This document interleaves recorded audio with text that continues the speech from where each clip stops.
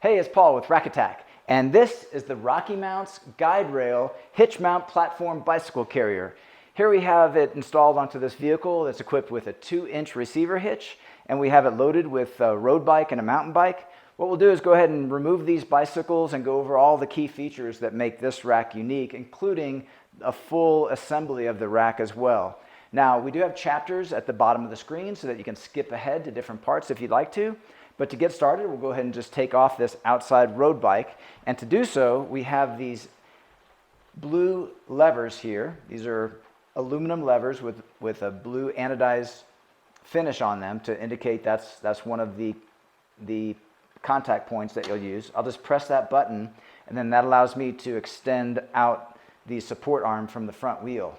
Now I'm going to show a different method on the back because I want to hold on to the bike, and then on this button, I'll flip the lever outward, which keeps it released, and then with one hand I can go ahead and move that down out of the way. Okay, so let's get this road bike out of the way, and then we'll move over to the mountain bike next. So of course this rack can accommodate road and mountain bikes. So mountain bikes with tire sizes all the way up to 3 inches wide, and road bikes with tire sizes all the way down to 19 millimeters. Okay, I'll go ahead and flip that lever again, and now I can extend that arm outward. Okay, so let's move this bike off to the side.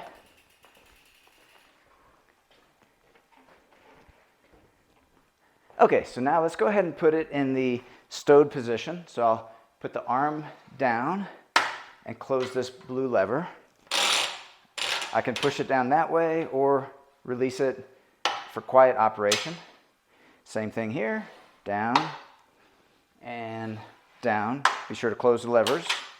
Now on the underside of the rack is a blue handle. That's the release handle to allow me to position the platform at the different angles. So here we have the rack tucked up in the stowed position for a very compact positioning on the vehicle. Now let's go ahead and remove it from the vehicle. Included with the rack is the tool to do that. That's a 19 millimeter box wrench. Now for speed, I can also use a 19 millimeter socket that I would supply myself. The first step in doing this is to we'll unlock the rack on the opposite side, on the driver's side. I'll open up the weather cover, insert the key, and give it a turn to remove that metal lock pod. Now on the opposite side, I'm going to go ahead and use the ratchet. Now RockyMounts incorporates a 3-axis anti-wobble feature, and we're going to take a close-up look at that now. So let's go ahead and move it off of the vehicle. Okay, so now let's take a look at that anti-wobble feature. So inside of the stinger, you have a wedge that pushes this ball bearing into the corner of your receiver hitch. So that gives you both a vertical and horizontal anti-wobble. So it's very strong inside the receiver hitch. Now let's also discuss the construction of this rack. The rack weighs in at only 49 pounds.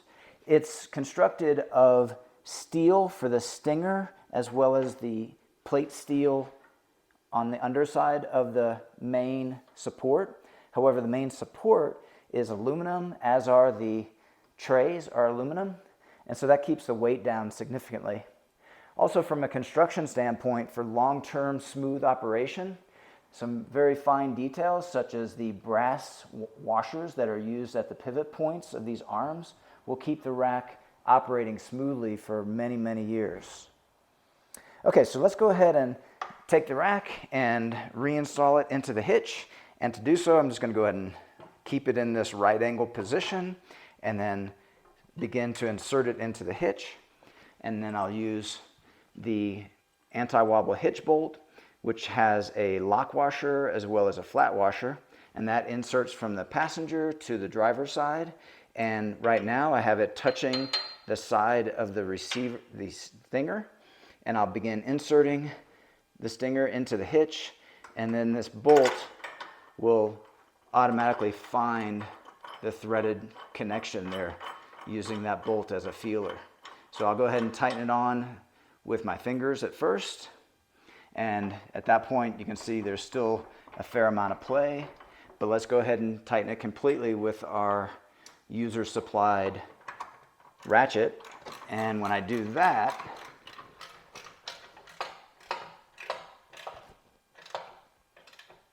okay, now I have that snugged up and tight. And here you can see it's completely rigid connected to the receiver, both up and down, side to side, in all directions. So very solid connection. Now let's go to the opposite side and we'll lock it on. So this will give us a very effective theft deterrent for locking the stinger of the rack to the vehicle hitch. I just inserted that and it snapped into position. I'll go ahead and cover up that lock mechanism with the rubber cover. Okay, so here's the box that the guide rail is in, and the box with all the packaging and the rack itself weighs in at 61 pounds. So it has these bands on it, so we'll just flip it upside down, and I have access to where the bands are joined together, and what I can do is just peel those away. Usually you can do it by hand and then just pop those loose. So let me go ahead and do that on all four of these bands. Pretty heavy duty box, so it should make any transport shipping pretty easy. Okay, so now I can't get that one by hand, so let me just grab a little scissors, utility scissors, to cut that. A lot of times you can do it by hand. Let me try the others. You just flip it upside down. Maybe in this case it's right. Yeah, I'll just use the scissors for all of them. So this will be my very first experience assembling this rack. And I have previewed the instructions online, so I know what to expect. And this rack will be assembled on the hitch of the vehicle. But let's go ahead and check out how it's packaged. So of course you got that strong cardboard outer carton, then you have dense foam that seems to be protecting the contents well. Now what we first want to do is locate the instruction manual. It's going to be in one of these boxes most likely, and so that would be the step that you want to take unless you've already previewed the instructions yourself on the website. So here's the instructions, and that'll give you the guidance. Really good instructions with illustrations and step-by-step all the way through to loading the bike. And then of course it'll have all of your warnings and guidances on the back as well.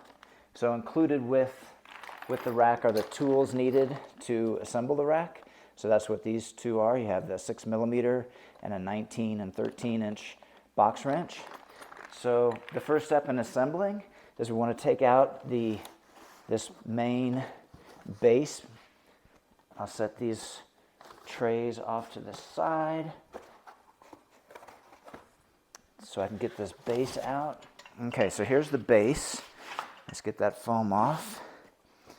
And first step would be to insert the base into the 2-inch receiver hitch.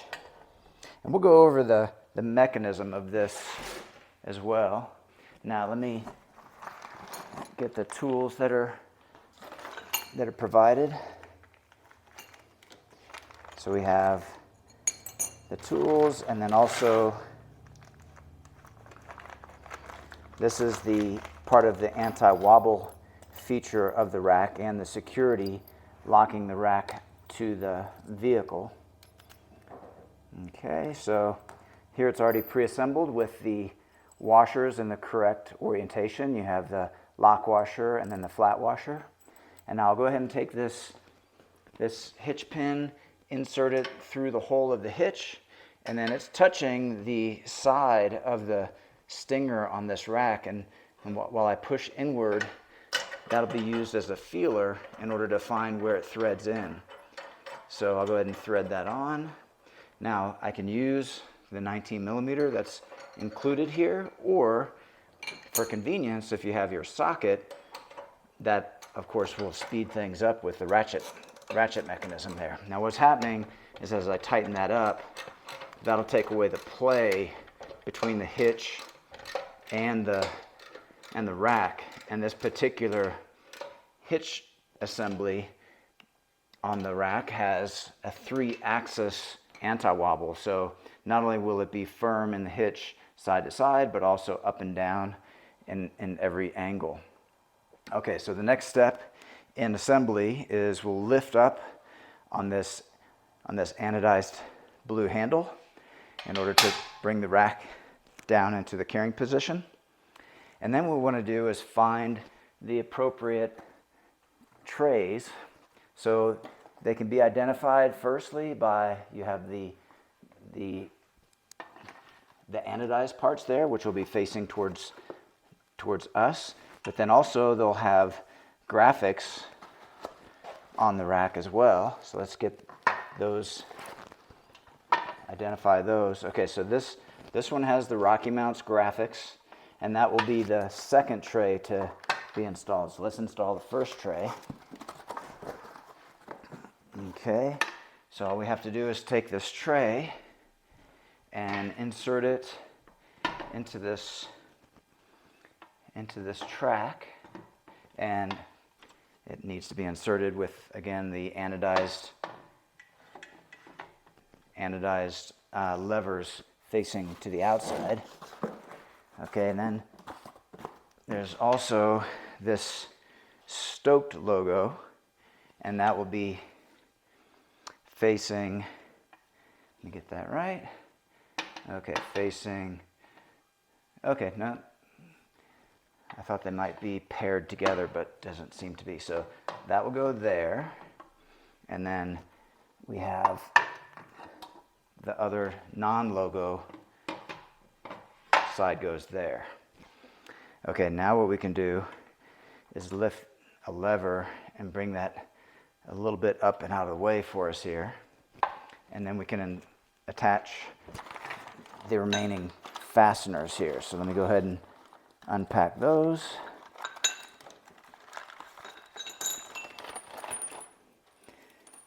Okay, so you have this aluminum bar that sets down there, and then you have the two 10 millimeter fasteners that will hold that bar and the two halves of the trays together.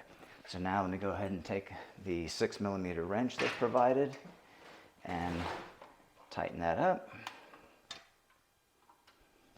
And same thing on the opposite side.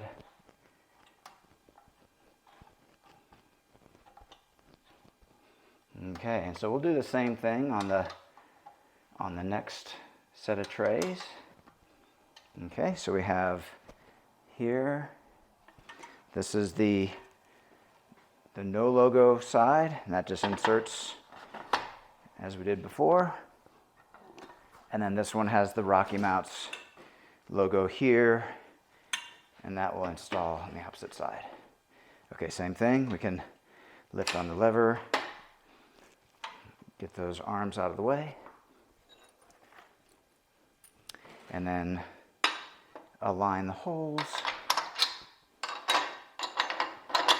and thread by hand at first until you're certain that those fasteners are threading through without any resistance. You can see I'm sort of jiggling the tray slightly to just ensure that the first few threads are going in smoothly. And now we can finish that off with the wrench. Get a good tight attachment of the trays. They do recommend checking these fasteners periodically, especially when it's a brand new rack. Okay, and there we have it. So now we have the complete assembly. Only other thing to do is we have the locking pod, and we can go ahead and take that and snap it onto the end of the locking hitch bolt. Okay, and then there is a dust cover there to provide some weather protection.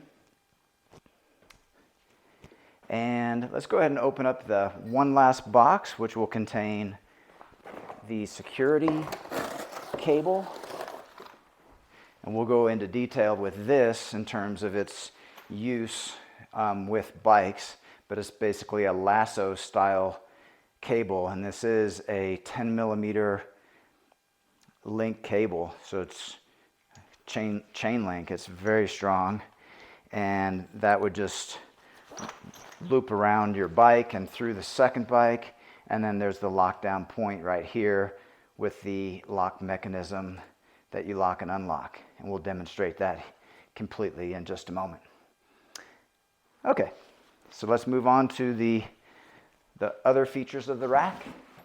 Okay, so now let's get back to loading the bikes, and to do that I'm going to lift up on this aluminum blue anodized handle, lift and bring the rack into that carrying position. You'll notice from this angle that you have what's considered stadium positioning. So the inside bike is lower and then the next bike up is higher.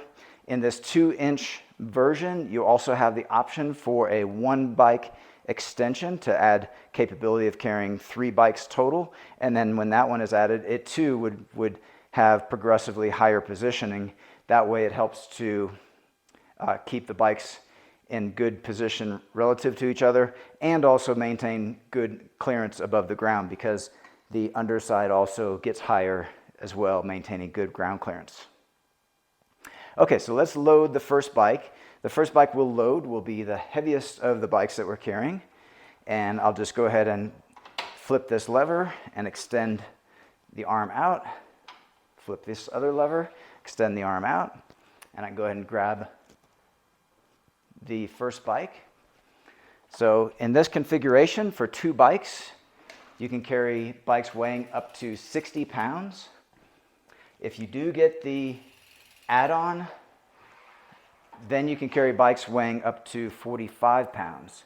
So when I lift this bike, just from a little tip or technique, I'm going to grab the bike at the lowest position and bend down and then just stand up, and then that way it's nearly all the way to the top, the height that we needed. Now this rack is designed to where if you need to, you can offset the position of the bike on the tray, and the support arms will accommodate that. Key thing there is just don't go past the axle of the front or rear axle. So in other words, the axle should not be beyond the end of the tray. Okay, same thing in the rear, the axle should not be beyond the end of the tray. You can carry bikes that have a wheelbase as long as 55 inches, and kids' bikes with wheelbases as short as 36 inches. Okay, and so I secured the back. Now at the front, I'm gonna flip this lever again so that it engages into those ratchets, and then I'll push against to get a good firm grip on the bike. Okay, now let's go ahead and get this rack ready for the second bike. And we will have the second bike positioned the opposite direction. And so as you can see here, we've got the wide tray for the wide tire that can be all the way up to 3 inches, as we discussed. And then the narrow section here, which can accommodate tires as narrow as 19 millimeters. Okay, so now, as you can see here, we do have contact between the seat and the bar grip of the other bike. So what I can do is offset that position and get the hold down in place, and then grab the rear, flip the lever so the ratchets engage, and then pull on that, and then we've successfully eliminated the contact between the bikes. So discussing again the accommodation of different bike styles, we have the ability to adjust this position of the wheel chock, and that can come down in positions for smaller wheel sizes all the way down to a 20-inch wheel size.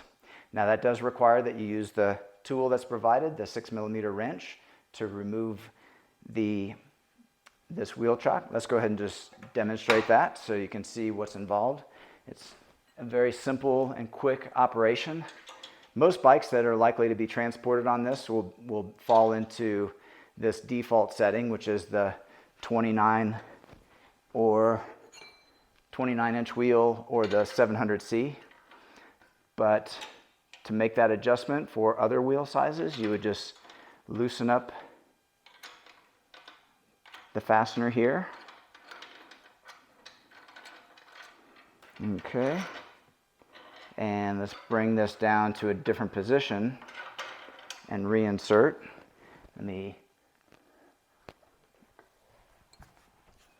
There's a washer that you'll want to keep an eye out for, so keep that washer as it is.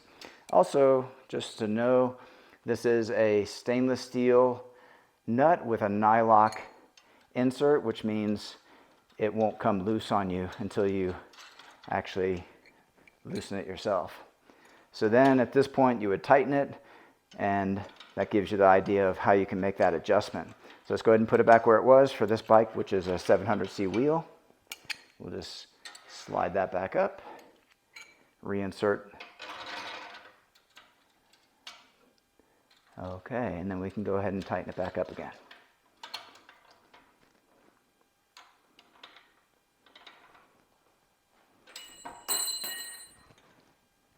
Okay. And there we have it. So now we can go ahead and push that back into place, get the clicks that we're after. Okay, so next there is a security feature that's included with the rack, and it is a 10mm square link cable, or chain link, better described. And so it's designed with a large diameter link at the end, giving you the ability to run one end through that link. And so what we'll do here, the method would be to take one end through and create your loop. So this is designed to where you have an integrated method of security in order to allow you to have your bikes loaded while you're parked. So best practice is to remove this when you're traveling, just because it does have the possibility of rubbing against your bicycles, although it does have a protective covering on it. On a long road trip, it is possible that this could rub on your paint finish. Okay, so I've used the key here to disengage the lock. Now this is the same key that is used to lock the rack to the vehicle, so it's a one key system providing that convenience. Okay, so now I'll push in on that and lock. Get it to the locked position and then put that cover back into place. So now you have a very convenient means of locking up your bikes with a very high security chain link cable there. Okay, so one other feature we want to discuss is the access feature to get into the back of the vehicle. So with the same lever that we used previously to raise the rack, we can use that to lower the rack. It lowers at a 30-degree angle. And then now we can go and check our clearance on this vehicle to see how much clearance we have, even past the wide mountain bike handlebars. And so you can see you have plenty of clearance. That way you have the ability to get inside the vehicle without actually removing all the bikes. And then to bring it back into the carrying position, you just get up underneath and lift, and it'll automatically connect into that carrying position. Okay, so those are all the key features of the RockyMounts GuideRail. This product and the full line of RockyMounts products are available at rackattack.com. Please see the link in the video description for all your buying options. And if you have any questions or comments on this rack in particular, feel free to leave those in the comment section below.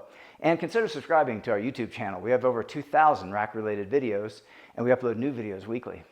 That's all for this one, and thanks for watching.